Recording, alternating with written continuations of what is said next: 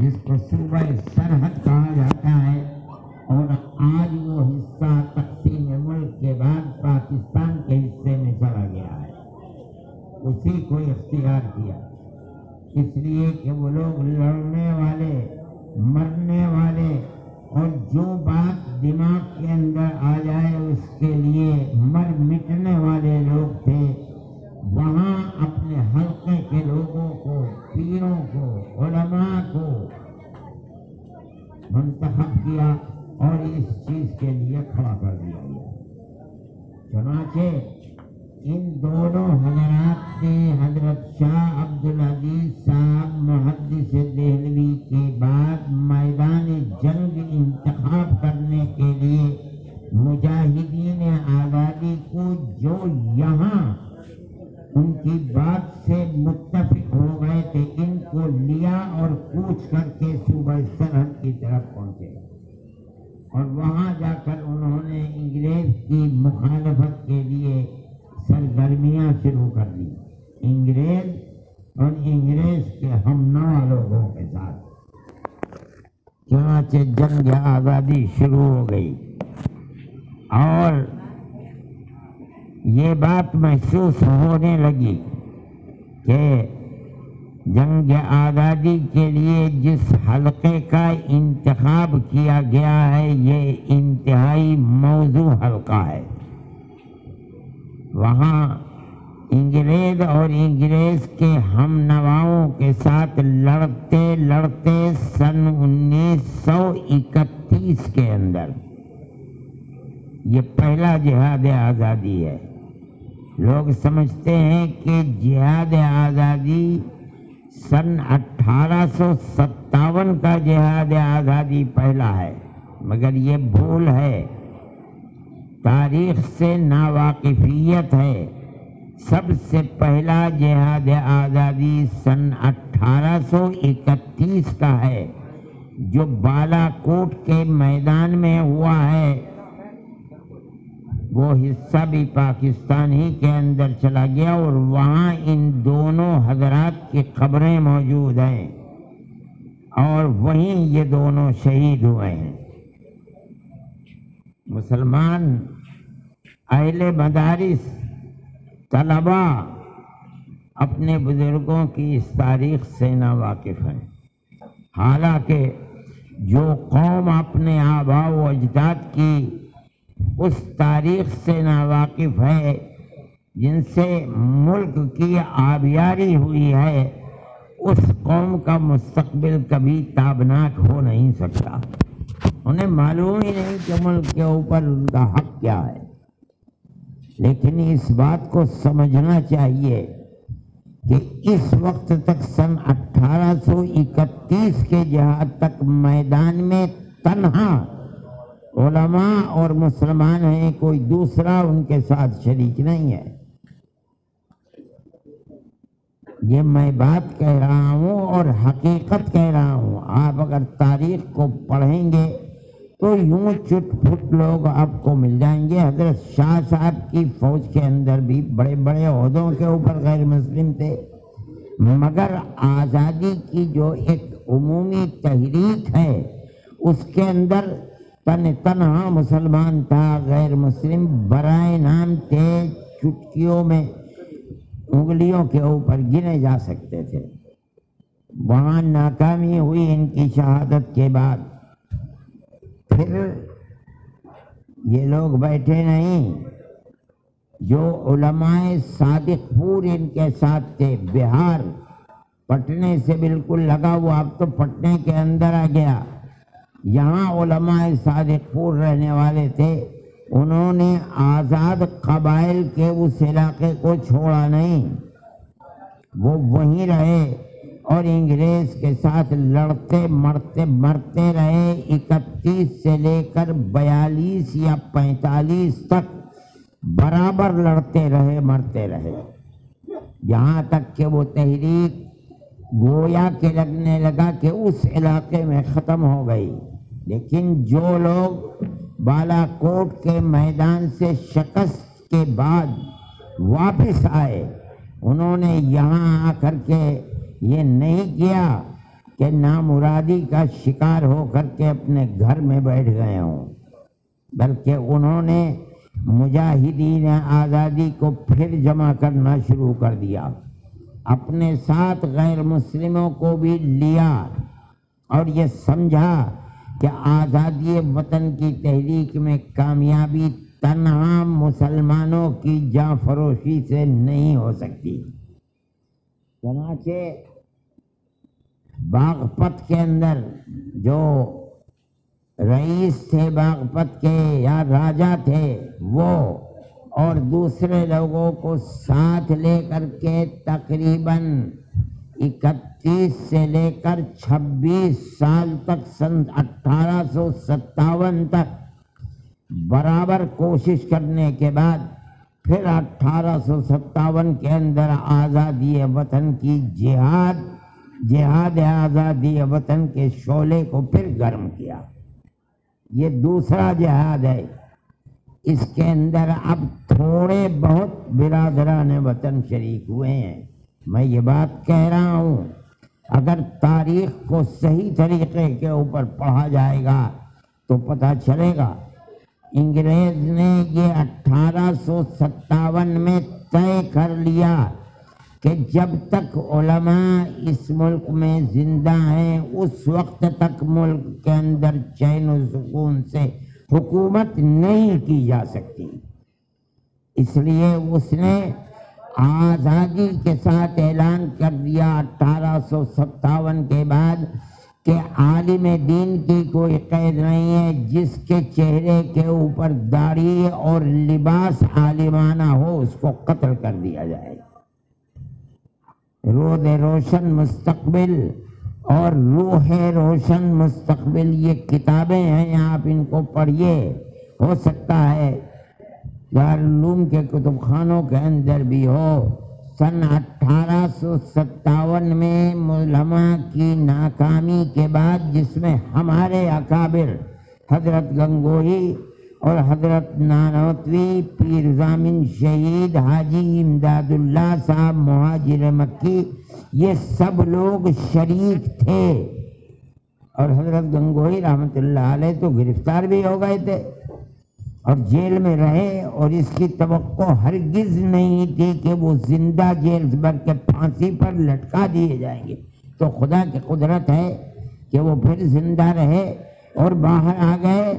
یہ لوگ اس جہاد میں 1857 کے شریک تھے۔ ناکامی کے بعد جو دلی کے اندر جو مرکز تھا اسلامی حکومت کا، جہاں بادشاہ رہا کرتا تھا، سنہا دلی کے اندر 33,000 علماء کو قتل کیا گیا 1857 میں، اور ان کی لاشوں کو اور سروں کو لال قلعے سے لے کر جامع مسجد تک جتنے درخت تھے ان کے اوپر لٹکایا گیا۔ یہ مسلمان کی تاریخ ہے جس سے مسلمان خود نہ آشنا اور نہ واقف ہے۔ یہ علماء کی تاریخ ہے، علماء خود نہ واقف ہیں، انہیں نہیں معلوم کہ ان کے آباء و اجداد نے اپنے اس ملک کی آزادی کے لیے کیا قربانیاں دی ہیں اور تاریخ کے اندر ان کا کیا مقام ہے، نہیں جانتا مسلمان۔ 33,000 مسلمانوں کو چند دنوں کے اندر قتل کر کے، اور جتنے درخت تھے لال قلعے سے لے کر کے اور جامع مسجد تک ان پر ان کی لاشوں کو لٹکا دیا گیا۔ یہ سبق دینے کے لیے اور بتانے کے لیے کہ جب تک اس ملک کے اندر علماء زندہ ہیں اس وقت تک حکومت ہماری قائم نہیں ہو سکتی۔ تاریخ کو پڑھیے، میرٹھ کے اندر جن 151 لوگوں کو تختہ دار پر چڑھا کر پھانسی دی گئی ہے، ان میں اکثریت علماء کی تھی۔ کسی کو معلوم نہیں کہ کیا علماء کا کردار تھا، تمہارے آباء و اجداد کا کیا کردار تھا تمہیں خود پتہ نہیں ہے۔ یہ جو قرب و جوار کے دیوبند نے پھلاس اور سانپلا، یہ جو گاؤں ہیں، ان گاؤں والوں کو ان میں سب میں آگ لگا دی گئی تھی۔ اس وقت تک یہاں مکان پختہ تھوڑے ہی ہوتے تھے دیہاتوں کے اندر، پھوس کے مکانات ہوا ہے۔ ان سب کو غدار وطن سمجھا گیا۔ کیوں؟ علماء کے ساتھ تھے، اور کون علماء؟ جو انگریز کی جڑ کھودنا چاہتے تھے اور ملک کو آزاد کرانا چاہتے تھے۔ یہ ہمارے علماء کا کردار ہے۔ آج ملک آزاد ہوا، آج کے دن کی آزادی ہے، لوگ ان جیالوں کو یاد کرتے ہیں جنہوں نے ملک کی آزادی کے لیے قربانی دی۔ ہمیں بھی اس کا حق پہنچتا ہے کہ ہم یاد کریں ان کو، ہمیں یاد کرنا چاہیے۔ ہم سال بھر اس چیز کو نہیں کرتے، حالانکہ ان کی یہ قیمتی تاریخ ملک کے نصاب تعلیم کے اندر ہونی چاہیے، لیکن یہ ہماری بدقسمتی ہے کہ ان کو اس طرح بھلا دیا گیا کہ ہم آج اگر ان کو یاد بھی کرتے ہیں تو ایک اچنبھا معلوم ہوتا ہے، حالانکہ وہ ایک ایسی حقیقت ہے جو ناقابل انکار ہے۔ میرے بھائی، اس کو یاد کرنا چاہیے، یاد رکھنا چاہیے، پڑھنا چاہیے، پڑھانا چاہیے۔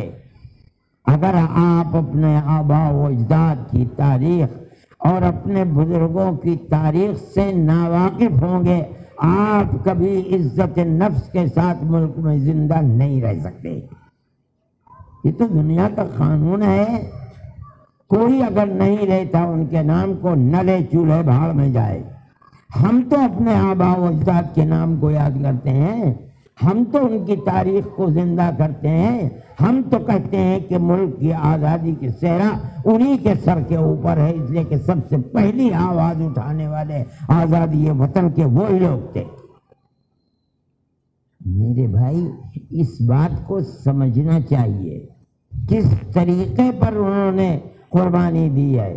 میں ایک بات ہے جو پہلے مجھے کہنی چاہیے تھی، حضرت سید احمد شہید اور حضرت شاہ اسماعیل شہید نے جو دورے کیے ہیں، ان دوروں کے اندر غازی پور بھی گئے ہیں وہ، اور غازی پور کی یہ تاریخ تھی کہ وہاں کے ایک نواب نے اپنا ایک بیٹا ان کے سپرد کیا، اور اس زمانے کے اندر 1,00,000 چاندی کا روپیہ آزادی وطن کے جہاد کے لیے ان کو دیا، اور یہ کہا کہ میں مولانا آپ کو اپنا بیٹا دے رہا ہوں، اور میرے دل میں تمنا یہ ہے کہ جس طرح حضرت ابراہیم علیہ نبینا علیہ الصلاۃ والتسلیم نے اپنے بیٹے کی گردن پر چھری چڑھائی تھی، اسی طرح آزادی وطن کے لیے میرے اس بیٹے کی گردن پر چھری چلی،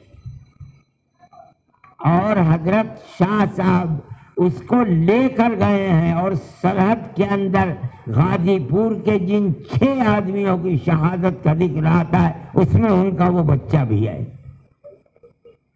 کون بھائی کا لال ہے جو اپنی تاریخ کو اس طرح بیان کر دے گا؟ یہ ہمارے بزرگوں کی تاریخ ہے اس ملک کی آزادی کے لیے۔ میرے بھائی، اس چیز کو پڑھنا چاہیے، سمجھنا چاہیے۔ میں تو حضرت محترم صاحب سے کہتا ہوں اس تاریخ کو مرتب کرانا چاہیے، اور مدارس کے نصاب تعلیم کے اندر اس کو داخل کرنا چاہیے، تاکہ ہماری قوم، ہماری آنے والی نسلیں اپنے پوروجوں کی اس قربانی بھری زندگی کو جاننے اور پہچاننے والی ہوں، انہیں یہ پتہ چلے کہ انہوں نے اس ملک کی آزادی کے لیے کیا کیا ہے۔ میرے بھائی، یہ ہماری ایک تاریخ ہے۔ پھر حضرت گنگوہی رحمت اللہ علیہ، میں نے کہا کہ وہ جیل میں چلے گئے۔ حضرت حاجی صاحب رحمت اللہ علیہ بوڑھے آدمی تھے، ان سب شاگردوں نے مل کر حاجی صاحب کو انگریز پیچھے پیچھے، اور حاجی صاحب کو بچاتے بچاتے بچاتے بچاتے کشتی میں سوار کر کے ان کو ہندوستان سے مکہ معظمہ کے لیے ہجرت کرا دی۔ حضرت گنگوہی رحمت اللہ علیہ ملک کے اندر ان کے ہتھے چڑھ گئے، وہ جیل چلے گئے، حضرت نانوتوی رحمت اللہ علیہ یہیں رہے لیکن ان کی گرفت کے اندر نہیں آ سکے، یہاں تک کہ 3 سال گزر گئے اور 3 سال کے بعد عام معافی کا اعلان ہو گیا، ان کو جیل سے باہر کیا گیا۔ حضرت نانوتوی رحمت اللہ علیہ آزاد، اور وہ علماء جنہوں نے ان کے ساتھ 1857 کے جہاد کو برپا کیا تھا وہ سب آزاد ہو گئے۔ تو اب بیٹھ کر دیکھا دل میں جو آگ لگی ہوئی تھی آزادی وطن کی وہ بجھی نہیں، سوچا کہ پھر تیسری جہاد آزادی وطن کے لیے مجاہدین کو جمع کیا جائے، لیکن جب نظر ڈالی تو عام طریقے پر علماء کو مجاہدین آزادی کے ساتھ مشابہت کی بنیاد پر عام طریقے پر قتل کیا گیا، تو اب مجاہدین آزادی ختم ہو چکے تھے، نہیں تھے۔ کن کو جمع کیا جاتا؟ تیسرے جہاد کے لیے کن کو لا کر کفن بردوش کھڑا کیا جاتا؟ وہ تو لوگ ختم ہو گئے۔ تب دیکھیے ان لوگوں نے جمع ہو کر کے، یہ وہ لوگ تھے جو فقیر تھے، دولت مند نہیں تھے، مدرسوں کے پڑھے ہوئے تھے، ان لوگوں نے مجاہدین کو تیار کرنے کے لیے 1857 کے 9 سال کے بعد، آزادی کے 5 سال کے بعد، جب آزادی یعنی معافی کا اعلان ہو گیا اس کے 5 سال کے بعد دارالعلوم دیوبند کی سن 1866 میں بنیاد رکھی ہے۔ حضرت شیخ الہند رحمت اللہ علیہ فرمایا کرتے تھے کہ میں جانتا ہوں کہ استاد محترم یعنی حضرت نانوتوی رحمت اللہ علیہ نے دارالعلوم کی بنیاد کس لیے رکھی تھی۔ کیا مطلب ہے؟ اشارہ تھا کہ بنیاد رکھی تھی اس لیے کہ جہاد آزادی وطن کے لیے 2 جہادوں کے اندر 31 اور 57 میں مجاہدین ختم ہو چکے، اب ضرورت ہے کسی ایسے کارخانے کی جہاں مجاہدین آزادی کو پیدا کیا جائے، اس کے لیے دارالعلوم دیوبند تھا۔ نہیں جانتے اس تاریخ کو، چنانچہ دارالعلوم دیوبند کی بنیاد رکھ دی گئی، اللہ نے قبولیت عطا فرمائی، اور وہ قبولیت کس بنیاد کے اوپر؟ یہ تو غریب لوگ تھے، فقیر لوگ تھے، قبولیت کی بنیاد یہ ہے کہ اگر آپ دارالعلوم کی بالکل ابتدائی رودادیں جو محافظ خانے میں رکھی ہوئی ہیں، جو دارالعلوم کا بڑا قیمتی کروڑوں کروڑ کا سرمایہ ہے، اگر آپ ان رودادوں کو پڑھیں تو آپ کو یہ اندازہ ہوگا کہ جب سے دارالعلوم کھلا جس سال سے، ایسا معلوم ہوتا ہے کہ کسی اللہ کے بندے نے ساری دنیا کے کانوں میں ڈالا ہے کہ مرکز وہ سمرقند، بخارا، تاشقند، خراسان، ایران اور ہندوستان کے چپے چپے سے لوگ جمع ہو کر کے دارالعلوم کی طرف کشا کشا آنے لگے۔ کوئی اعلان نہیں کیا گیا تھا، اس زمانے کے اندر ٹیلی فون نہیں تھے، ریڈیو نہیں تھے، ٹیلی ویژن نہیں تھے، مگر یہ خدائی آواز تھی، جس آواز کی بنیاد پر طالبین حق اور جہاد کے لیے اپنی جان دینے والے لوگ، کون سا جہاد، ہندوستان کی آزادی کے جہاد کے لیے ہر جگہ سے آنے لگے اور آ کر کے سمٹنے لگے۔ دارالعلوم ایک مرکز بن گیا، اور چلا کون رہا ہے؟ انگریز نہیں چلا رہا ہے۔ انگریز کو یہ دعویٰ تھا کہ ہماری حکومت کے اندر سورج غروب نہیں کرتا، یہ تو فقیر لوگ تھے، ان کی کیا حکومت تھی؟ مگر اللہ نے ان کی حکومت اپنے خاص بندوں کے دلوں کے اندر پیدا کی تھی۔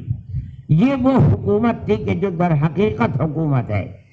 انہوں نے قوم کو پیغام دیا کہ یہ مدرسہ ہے جو تمہاری آنے والی نسلوں کے دین و ایمان اور آزادی کے لیے یہاں لوگوں کو پڑھایا اور سکھایا جاتا ہے۔ اگر یہ مدرسہ زندہ ہے تو تمہاری آنے والی نسلیں زندہ رہیں گی، اگر یہ مر گیا تو تم مر جاؤ گے، تمہاری نسلیں مر جائیں گی۔ قوم نے اس کو اٹھا لیا۔ جس کے پاس 2 پیسے ہیں وہ 1 پیسہ دارالعلوم کو دیتا تھا، جس کے پاس 2 روپے ہیں 1 روپیہ دارالعلوم کو دیتا تھا، اور 150 سال سے یہ مدرسہ اس طرح چل گیا۔ یہ ان کی جو ٹاٹ اور بوریوں پر بیٹھ کر کے پڑھتے اور پڑھاتے تھے، یہ اللہ کے یہاں ان کی مقبولیت تھی۔ چنانچہ دارالعلوم چلنے لگا۔ ایک دارالعلوم، آج اس ایک دارالعلوم سے 50,000 دارالعلوم سارے ملک کے اندر نہیں، ساری دنیا کے اندر بنے ہوئے ہیں۔ امریکہ میں چلے جاؤ، وہاں لوگ پڑھا رہے ہیں، ادھر چلے جاؤ آسٹریلیا میں چلے جاؤ، سوئٹزرلینڈ کے اندر چلے جاؤ، اور آگے ادھر شمال کے اندر چلے جاؤ، بخارا سمرقند تاشقند کے اندر چلے جاؤ، ادھر ترکی کے اندر چلے جاؤ۔ ابھی میں آ رہا تھا تو میرے پاس فون آیا کہ ایک دارالعلوم کا فاضل ترکی سے آیا ہے۔ میں یہ کہتا ہوں کہ ساری دنیا میں جہاں چلے جاؤ، دین کا بول بالا اگر کرنے والے لوگ ہیں، یا بغیر واسطہ یا بالواسطہ، یا یہاں کے پڑھے ہوئے ہیں یا یہاں کے پڑھے ہوئے لوگوں نے جو مدرسے بنائے ہیں، ان مدرسوں کے پڑھے ہوئے اور دین کی خدمت کر رہے ہیں۔ میں افریقہ کی ان جگہوں کے اوپر جہاں آدمی جانور کی طرح رہتا ہے، ان جگہوں پر گیا، اور میں نے بچوں کا قرآن ایسا کہ میرے بچے ایسا قرآن نہیں پڑھتے ہیں۔ بھئی کہاں سے پڑھ کر کے آئے ہو؟ مدرسے کا نام لیا کہ دارالعلوم کے لوگوں نے مدرسہ بنایا تھا، ہم نے اس مدرسے میں پڑھا ہے، اور وہاں سے آ کر کے اپنے بچوں کو پڑھا رہے ہیں۔ میرے بھائی، دارالعلوم کی یہ قبولیت، اور پھر دارالعلوم نے ان افراد کو پیدا کیا، حضرت شیخ الہند رحمۃ اللہ علیہ کو پیدا کیا۔ استاد محترم حضرت نانوتوی رحمۃ اللہ علیہ نے جس مقصد کے لیے مدرسے کو بنایا تھا، سب سے بہترین فرد اکمل جو پیدا ہوا ہے وہ شیخ الہند رحمۃ اللہ علیہ ہے، مولانا محمود حسن صاحب دیوبندی رحمۃ اللہ علیہ۔ وہ شخص ہے جو اپنے علم کے ساتھ ساتھ آزادی وطن کے لیے ایسی اپنے سینے کے اندر آگ رکھتا تھا کہ وہ آگ کسی دوسرے آدمی کے اندر نظر نہیں آتی ہے۔ جو صوبجات متحدہ کا انگریز گورنر تھا مسٹر مسٹن، اس کا یہ قول مشہور ہے کہ شیخ الہند کو جلا کر اگر راکھ کر دیا جائے تو اس کی راکھ سے بھی انگریز کی عداوت اور دشمنی کی بو آئے گی۔ یہ تھے شیخ الہند۔ شیخ الہند نے اٹھ کر کے پھر بغل بجانا شروع کر دیا آزادی وطن کا، اور اپنے ان شاگردوں کو جنہیں یہاں تیار کیا تھا، انہوں نے ان کو اپنی آواز کا شریک بنایا، اپنا درد ان کے دلوں کے اندر تقسیم کر دیا، اور ان کو لے کر کے میدان کے اندر نکل گئے۔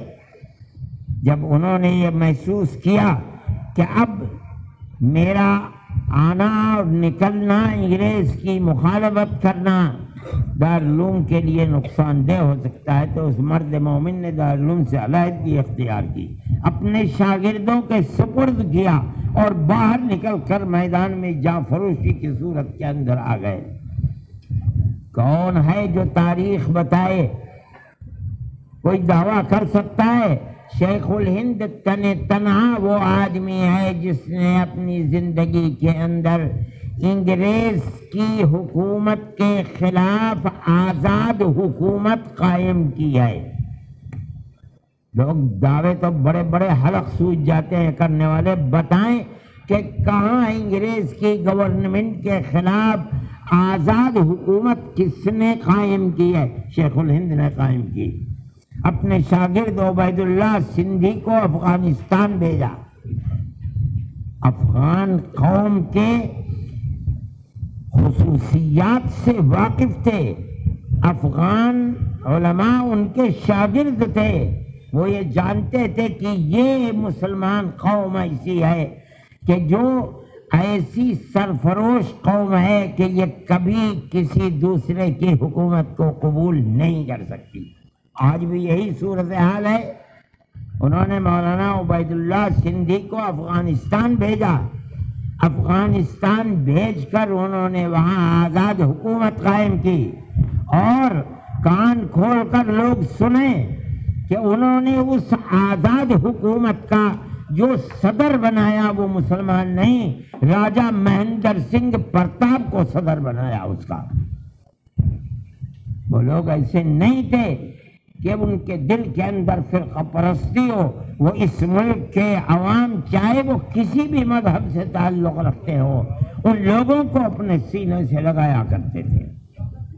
اور مولانا برکت اللہ، پھر اس کے بعد مولانا عبید اللہ سندھی وزیر خارجہ بنے، یہ وہ لوگ تھے کہ جنہوں نے ملک کی آزادی کے لیے خدمت۔ کون ہے مائی کلال جو بتائے کہ اس نے انگریز کی حکومت کے خلاف ملک کو آزاد کرنے کے لیے کہیں ملک کے دنیا کے کسی کونے میں آزاد حکومت قائم کی ہو؟ اور پھر یہی نہیں کہ آزاد حکومت قائم کر کے چھوڑ دیا، بلکہ یہاں سے گئے، دارالعلوم کو چھوڑ دیا اور یہاں سے گئے حج کے نام کے اوپر۔ مقصد یہ نہیں تھا، مقصد یہ تھا کہ وہاں پہنچ کر کے اور ہم اس راستے سے خود افغانستان پہنچ جائیں اور اس حکومت کو زندہ بنائیں، اور اس راستے سے ہم صوبہ سرحد جس کو ہم نے میدان جنگ بنایا ہے ہم وہاں پہنچیں۔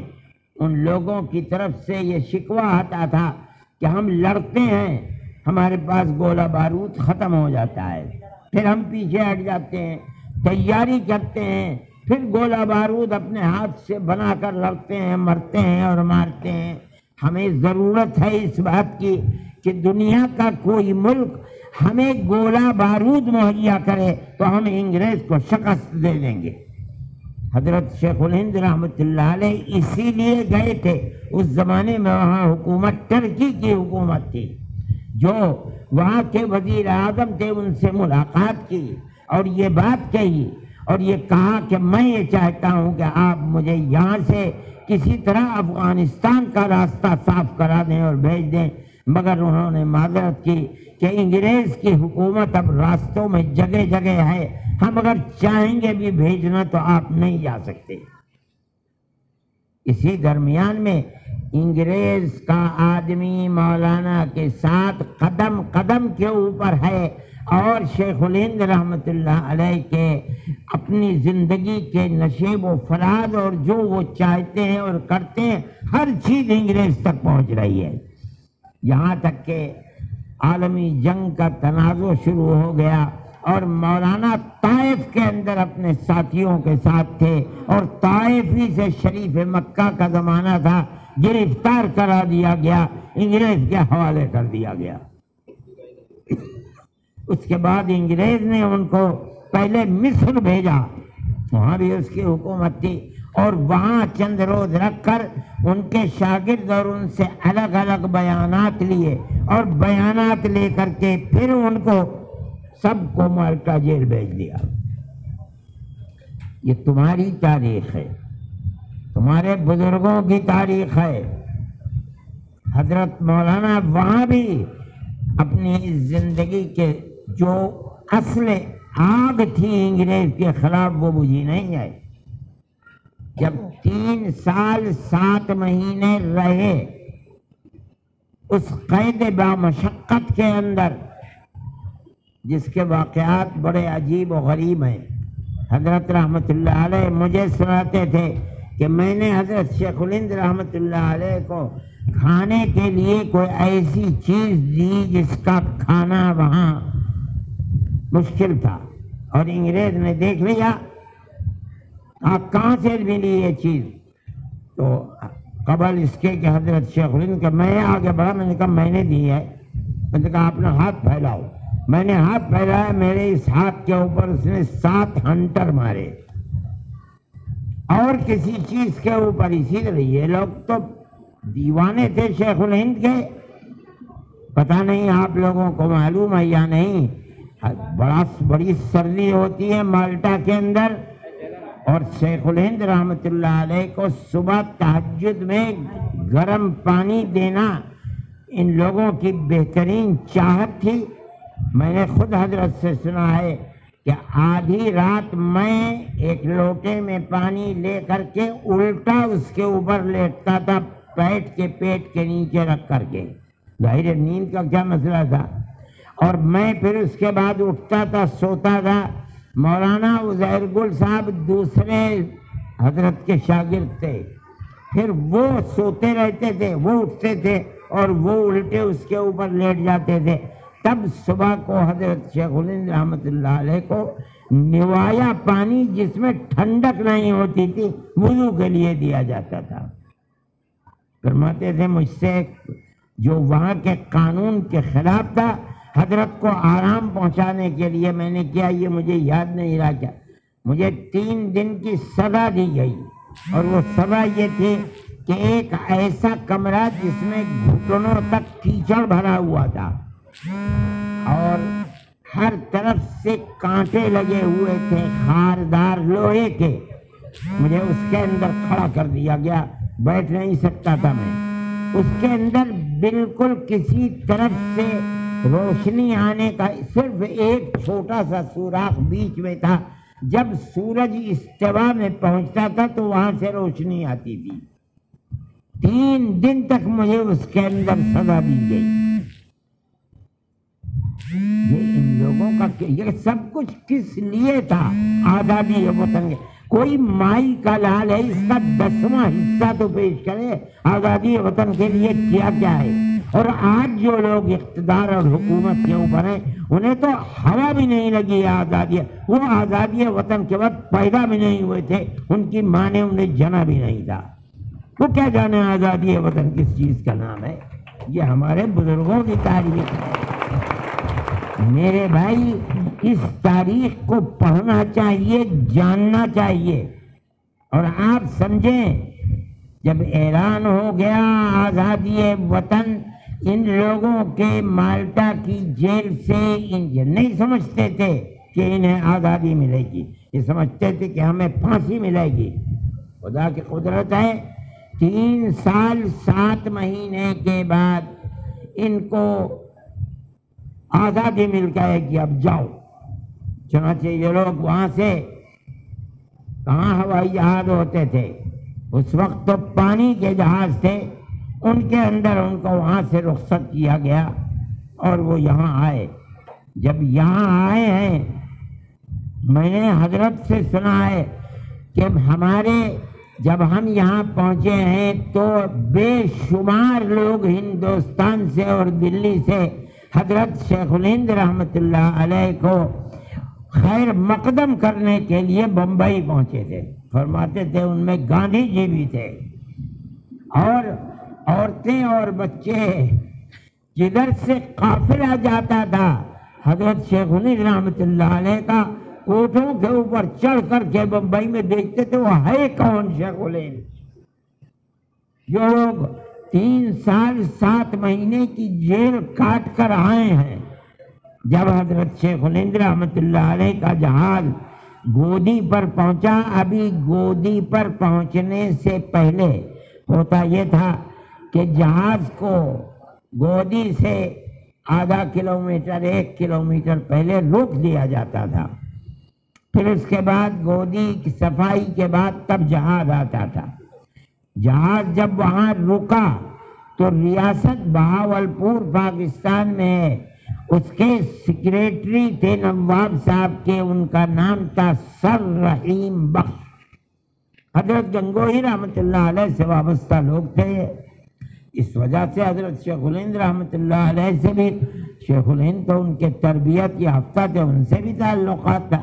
انگریز نے ان کو سر کا خطاب دے رکھا تھا، انگریز نے ان کو تیار کیا کہ قبل اس کے کہ یہ بھیڑ ہندوستان کی ان سے ملے اور ان کے ذہن پر اثر پڑے کہ میں کامیاب ہوں، مجھے انہی کے ساتھ رہنا ہے، پہلے جاؤ ان کے پاس اور ان کو آمادہ کرو اس بات کے لیے کہ وہ اب بوڑھے ہو گئے ہیں، قید اور مشقت کے بوجھ کو برداشت کر کے آئے ہیں، اب وہ چھوڑ کر کے تعلیم و تربیت کے اندر لگ جائیں۔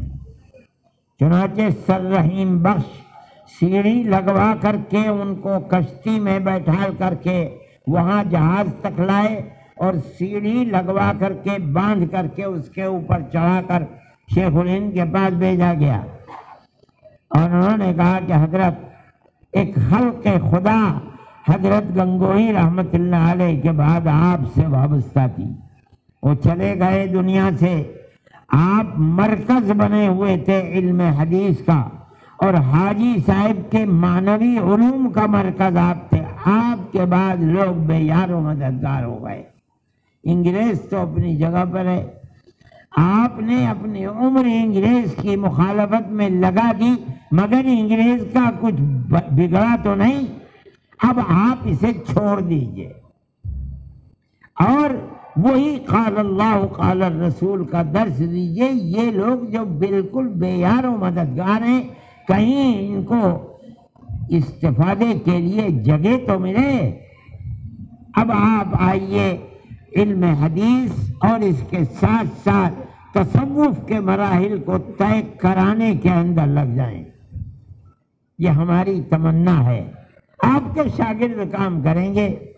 دیکھیے اس مرد مومن نے سب کچھ سنا اور سن کر یہ کہا کہ رحیم بخش صاحب آپ نے کہہ لیا، تو میری بات پوری فرمایا کہ میں اسی آگ کو لے کر کے ہندوستان آیا ہوں اور میں انگریز کی غلامی کو حرام سمجھتا ہوں،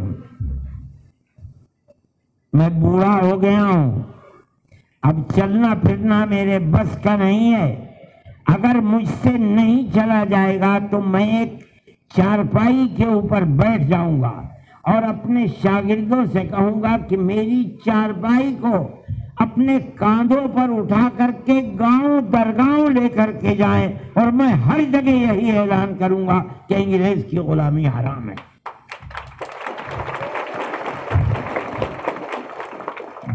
یہ تمہارے بزرگوں کی زندگی ہے، یہ تاریخ ہے۔ سر رحیم بخش خاموش ہو گئے، شیخ الہند آئے اور شیخ الہند نے اسی طرح اپنے سلسلے کو پھر شروع، مگر شیخ الہند بہت نحیف آدمی تھے، کمزور تھے اور مالٹا کی اس سرد ہواؤں نے، مالٹا تو بالکل برف ہے، یورپ کے اندر برداشت کرنے کی طاقت نہیں تھی ان کے اندر، جس نے ان کی صحت کو خراب کر دیا تھا اور ہندوستان کے ہندو مسلمان ان کے اوپر جان دیتے تھے۔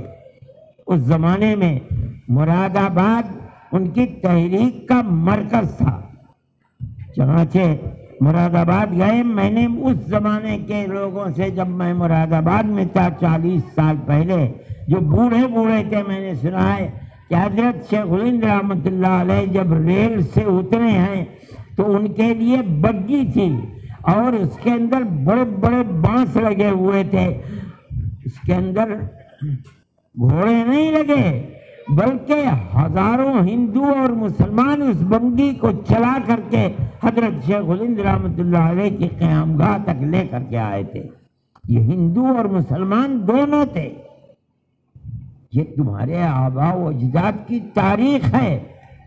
حضرت شیخ الہند رحمت اللہ علیہ نے علماء کو جھنجھوڑا ہے، علماء کے اندر روح پھونکی ہے، ان کو آواز لگائی ہے۔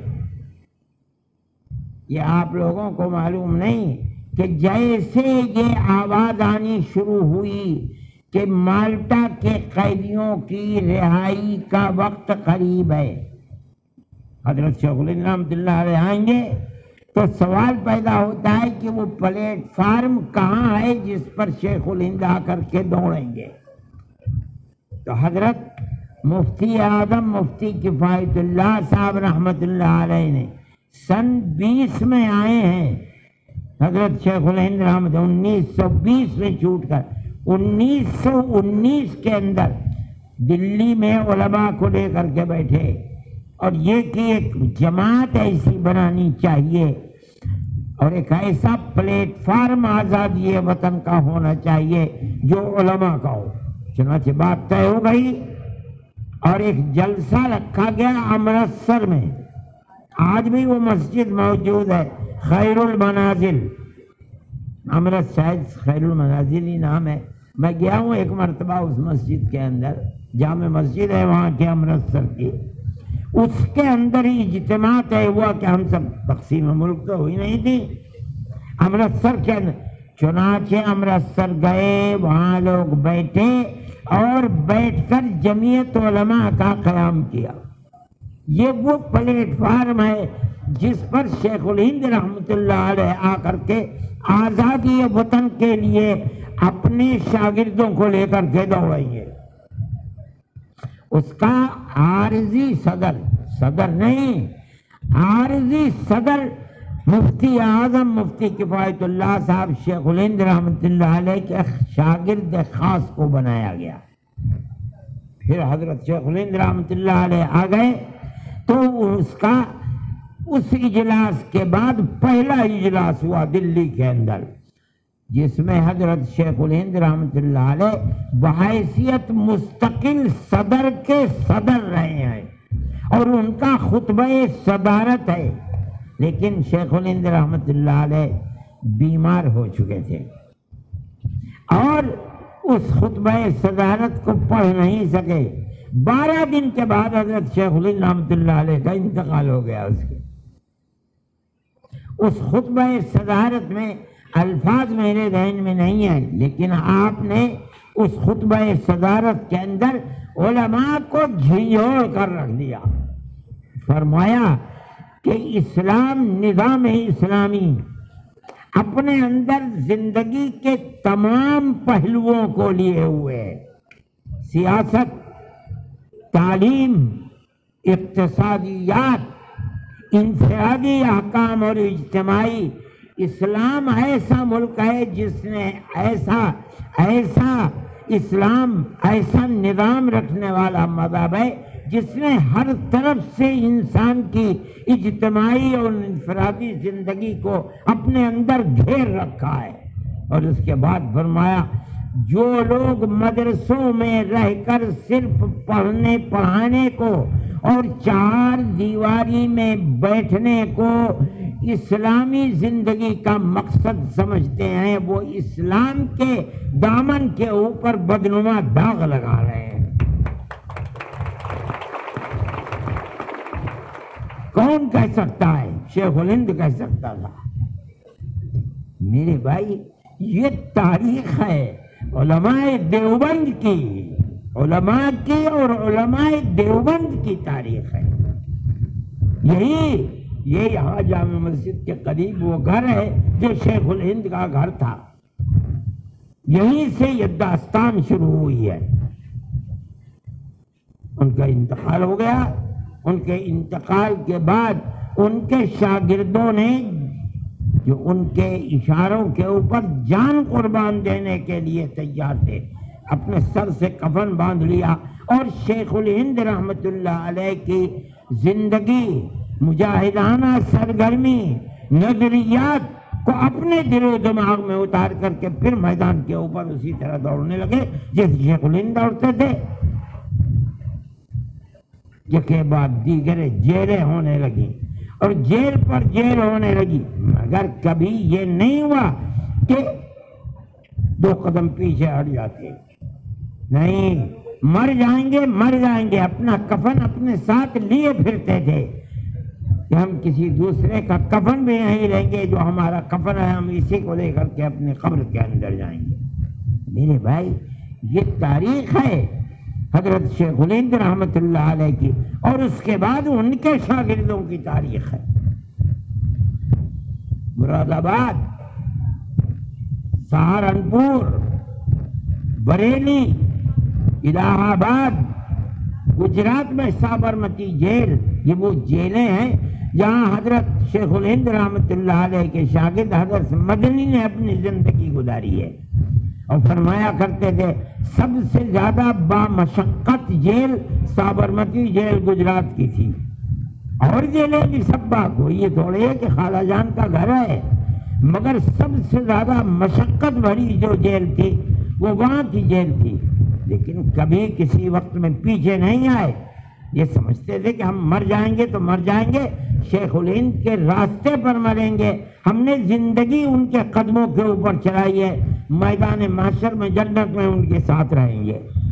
میرے بھائی ایک زندگی تھی، ان لوگوں نے زندگی گزاری ہے، اور ان کی زندگی کے اندر مذہب کی بنیاد کے اوپر نفرت نہیں تھی۔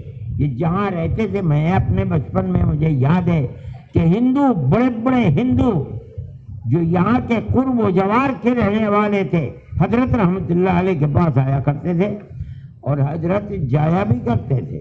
یہ رنکھنڈی گاؤں ہے، یہاں کے ایک بزرگ تھے ہندو، انہوں نے سب سے پہلے اپنے یہاں ٹیوب ویل لگایا تھا۔ تشریف لائے حضرت کے بعد سے کہا کہ حضرت آپ چلیں گے، آپ اس کے ہتھے کو گھمائیں گے سب سے پہلے۔ میں بھی چونکہ جا رہے تھے کار سے، کار میں چھوٹا سا تھا، میں ان کے ساتھ چلا گیا دیکھنے کے لیے۔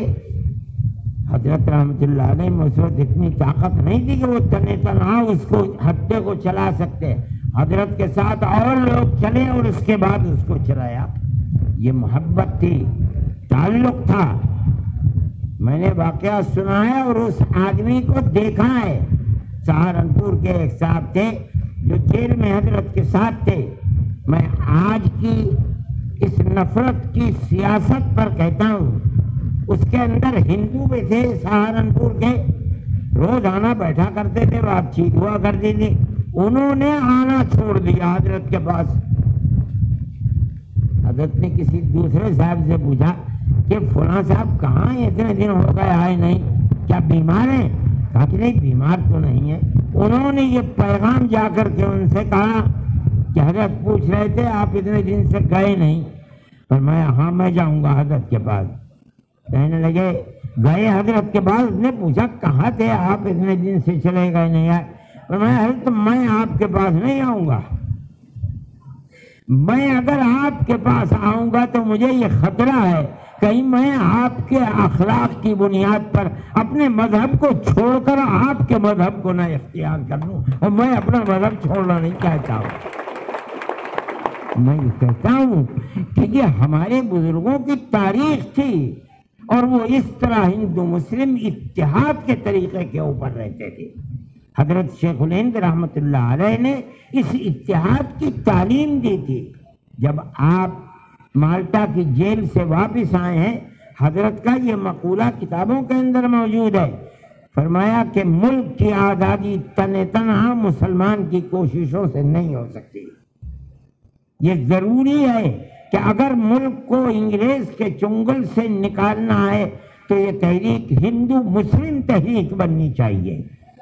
اور یہ فرمایا اور اگر خوش قسمتی سے سکھوں کی جنگجو قوم بھی ساتھ آ جائے آزادی وطن کی تحریک میں تو آزادی وطن اور بھی آسان ہو جائے گی۔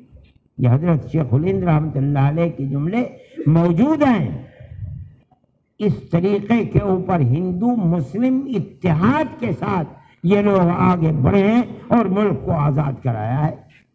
یہ تو بس قسمتی کی بات ہے کہ ملک آزاد بھی ہوا اور اس کے بعد تقسیم بھی ہو گیا۔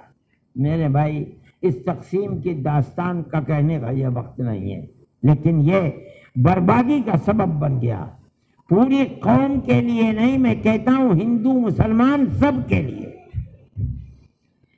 نہ یہ ملک اپنی آزادی پر کھائے، اقتصادیات میں برباد اور تباہ ہے۔ $1 کی قیمت 250 پاکستانی روپے ہیں۔ نہ یہ ملک، لوگ بنگلہ دیشی آئے ہوئے ہیں اور بڑے اچھے سمجھدار لوگ ہیں دلی کے اندر، ان سے بات ہوتی ہے، وہ کہتے ہیں یہ خطرہ ہے کہ کہیں چند ہی مہینوں کے اندر ملک وہاں نہ پہنچ جائے جہاں سری لنکا پہنچا ہوا ہے۔ ہم اپنے اس ملک میں بیٹھے ہوئے ہیں، ہم یہ سمجھ رہے ہیں کہیں آنے والے دلوں کے اندر ہمارا بھی حشر یہی نہ ہو جائے۔ سارے ملک، 3 ملک، اگر یہ تینوں ملک متحد ہوتے تو آج یہ صورت نہ پیش آتی کہ چائنا سر پر کھڑا ہوا اور ہندوستان کے اندر گھس رہا ہے اور ہندوستان کی حکومت کچھ کر نہیں پا رہی ہے، اور ہم اس کے بیٹھ کر کے بات چیت کریں۔ کوئی چیزیں چھپی ہوئی تھوڑی ہیں، ڈھکی ہوئی تھوڑی ہیں۔ اگر وہ طاقت ایک ہوتی تو آج روس اور چین کے ہم پلہ ہندوستان ہوتا، لیکن آج نہیں ہے۔ میرے بھائی، یہ وہ صورت ہے جو ہماری تاریخ ہے، اور ہم یہ سمجھتے ہیں کہ اس تاریخ کا بہت بنیادی پہلو یہ ہے کہ ہندوستان کے اندر ان لوگوں نے مذہب کی بنیاد پر تفریق نہیں بلکہ انسانیت کی بنیاد پر سب کے ہاتھ کو پکڑا ہے اور پکڑ کر آزادی وطن کے لیے لے کر چلے ہیں۔ آج وہ قوم جس نے سب سے پہلے آزادی وطن کا نعرہ دیا تھا، آج وہی قوم دیش ورودھی کہی جاتی ہے۔ ان کے جوانوں کو پکڑا جاتا ہے۔ پورے ملک کے اندر تصویر مسلمان کی یہ ہے کہ ملک مخالف ہے۔ اس کی تاریخ کو تو پڑھو، اس نے کیا کیا ہے۔ ملک کا سب سے بڑا وفادار ہے، جس کے بزرگوں نے اپنی جان دی ہے، آج ان کی اولاد ملک ورودھی کیسے ہو سکتی ہے؟ ملک کے ساتھ غداری وہ لوگ کر رہے ہیں جو محبت کی جگہ نفرت کو پیدا کر رہے ہیں، جو انسانیت کے نام پر نہیں ملک کو مذہب کے نام پر چلانا چاہتے ہیں، وہ ملک کو برباد کر رہے ہیں۔ یہ ملک کی بربادی، تنگی، غربت، افلاس یہ بتا رہا ہے کہ جس رخ کو سیاست کے تم نے اپنایا ہے وہ ملک کو دفن کرنے والا ہے، ملک کو چلانے والا نہیں ہے۔ کھلی ہوئی حقیقت ہے۔ اگر تم پیار و محبت کے ساتھ چلو گے تو یہ ملک چلے گا۔ جن لوگوں نے چلایا پیار و محبت کے ساتھ، انہوں نے سینکڑوں سال ملک کے اوپر حکومت کی ہے۔ تم نے نفرت کی سیاست چلائی ہے، تم 10 سال بھی ملک کے اندر چین و سکون اور امان کو پیدا نہیں کر پائے۔ مسلمان کی زندگی یہ ہے جو ہم نے پیش کی ہے، جو ہمارے اکابر نے پیش کی ہے، وہ پیار و محبت کی زندگی ہے۔ جو تم پیش کر رہے ہیں وہ نفرت کی سیاست ہے، ملک کی بربادی کی سیاست ہے، امن و امان اور چین و سکون کی سیاست نہیں ہے۔ میرے بھائی، یہ ہماری تاریخ ہے، ملک ہمارا ہے۔ سب سے زیادہ اگر بربادی ہوتی ہے تو دن ہمارا تڑپتا ہے، اس لیے کہ ہمارے سامنے ہمارے بزرگوں کی یہ تاریخ ہے جس کو میں پیش کرتا ہوں، اور میں اعلان کر رہا ہوں۔ یہاں حکومت کے لوگ بھی بیٹھے ہیں، وہ جانتے نہیں ہیں جو میری اس بات کی مخالفت کریں۔ تاریخ کو دیکھیں، پڑھیں، سنیں، سمجھیں۔ میں جو کہہ رہا ہوں ایک ایک حرف میرا صحیح ہے، دیکھ کر کہہ رہا ہوں، پڑھ کر کہہ رہا ہوں۔ اس خانوادے سے تعلق رکھتا ہوں جس خانوادے نے اپنی زندگی کے 8 9 سال جیلوں کے اندر گزارے ہیں۔ میرا باپ جیل کے اندر گیا اور 9 10 سال گزارے۔ میرا چچزاد بھائی مالٹا کی جیل کے اندر رہا، اس نے اپنی زندگی گزاری۔ کون مائی کا لال ہے؟ آج کوئی اپنی تاریخ کو تو پیش کر دے۔ انہوں نے کیا پھلی پھوڑی ہے ملک کی آزادی کے لیے؟ یہ کیا جانے ملک کی آزادی کرتا ہے؟ یہ کوئی ملک کی وفاداری تھوڑی ہے کہ ترنگا جھنڈے لے کر کے 1,00,000 2 لاکھ کروڑ 2 کروڑ تقسیم کرا دو، یہ ملک کے ہیرو بن گئے۔ نہیں، یہ بات نہیں ہے۔ یہ بتاؤ کہ آزادی وطن کے لیے کیا پاپڑ بیلے؟ ہم نے پاپڑ بیلے ہیں، ہم جانتے ہیں کہ کسے کہتے ہیں آزادی۔ جیل کی مصیبتیں ہم نے برداشت کی ہیں۔ دارالعلوم کا یہ قیام آزادی وطن کے لیے کیا گیا ہے۔ جو آج کا فرقہ پرست اس کو مخالفت کرتا ہے وہ پاگل ہے، دیوانہ ہے، وہ جانتا نہیں کہ دارالعلوم کی در و دیوار سے آزادی وطن کے لیے کیا آواز نکل رہی ہے، جانتے نہیں۔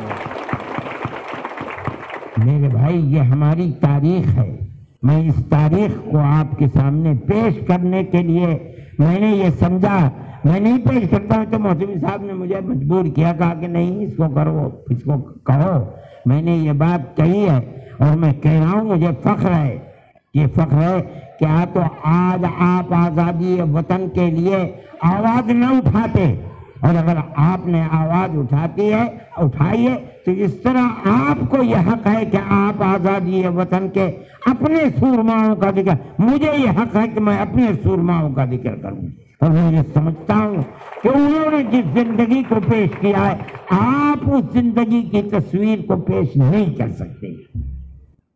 میرے بھائی، وقت بھی کافی ہو چکا ہے، 1 گھنٹے سے زیادہ ہو چکا ہے۔ میں نے جس بات میں آپ سے کہتا ہوں کہ آپ محترم صاحب سے بھی کہتا ہوں کہ آپ اس تاریخ کو لکھوائیے، اور لکھوا کر کے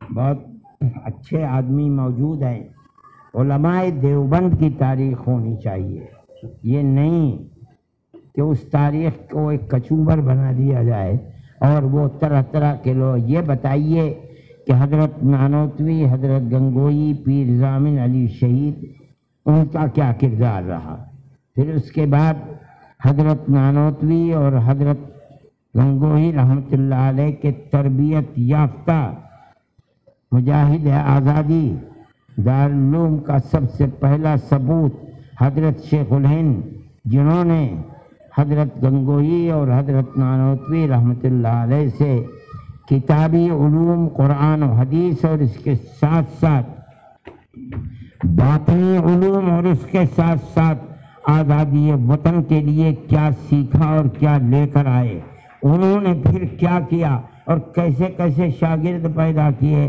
اور ان شاگردوں نے ملک کو آزاد کرایا، اور ان کی کیا تصویر تھی۔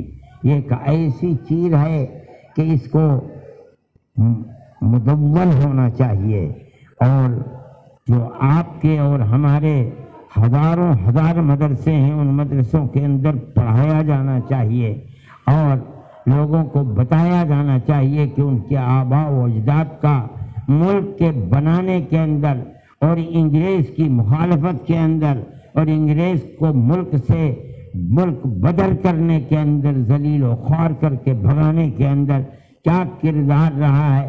جب تک یہ کردار اس نسل کے سامنے نہیں آئے گا، یہ نسل اپنے حق کو اس ملک کے اوپر نہیں سمجھ پائے گی۔ یہ تو ایک ایسی حقیقت ہے جس کا انکار نہیں کیا جا سکتا۔ اس کے لیے حضرت محتمی صاحب کی سب سے پہلی اور بڑی ذمہ داری ہے افراد کو پیدا کرنا چاہیے۔ کتابوں میں سب موجود ہے، لکھا ہوا ہے، بلکہ افراد بھی ہیں۔ اگر انہیں جمع بلایا جائے گا، بلا کر کے، میں تو بہت دن سے کہہ رہا ہوں کہ کرو، مگر میری بات اب تک ہر چیز کا اللہ کے یہاں وقت ہوتا ہے، ابھی اس کا وقت نہیں آیا ہے، میں کامیاب نہیں ہو سکا اس کے اندر۔ حضرت محتمی صاحب اگر دارالعلوم کی طرف سے کہیں گے تو میں یہ سمجھتا ہوں کہ اس کے لیے افراد میں بتاؤں گا ان کو مہیا ہو سکتے ہیں۔ یہ بہت اچھی چیز ہوگی اگر دارالعلوم اس چیز کو کرتا ہے، تو اپنے اکابر کی تاریخ زندہ و جاوید ہو جائے گی۔ ہم اگر مر جائیں گے تو ہو سکتا ہے ہمارے بعد ایسے لوگ نہ آئیں جو پھر اس کا ارادہ کر سکیں، ہماری زندگی میں ہو جائے تو بہت اچھا ہے۔